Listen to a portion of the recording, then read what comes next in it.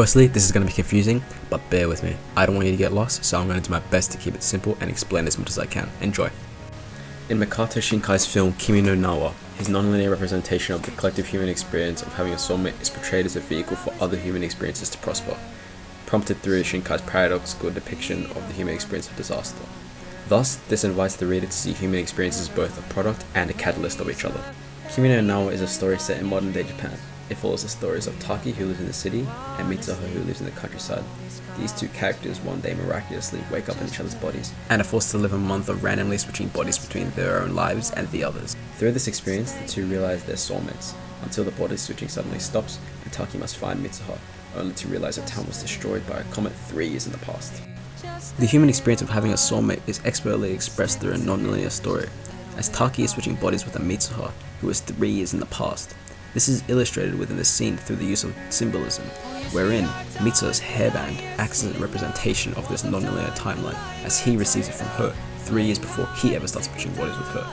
So for her, body switching takes place in 2013, and for him, it takes place in 2016.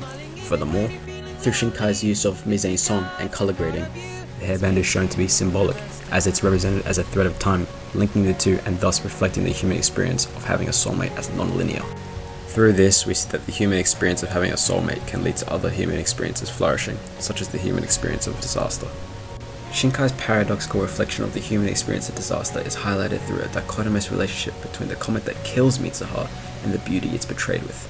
In the opening scene, we are introduced to the disaster and the complication of the film. The day a star fell. It was almost like seeing something out of a dream. Nothing more or less than a breathtaking view.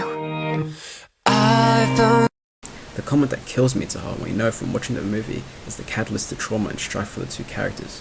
It's shown in the scene through a worm's eye shot to be overwhelming and destructive. This is paradoxical, as it's portrayed through color imagery as elegant and beautiful.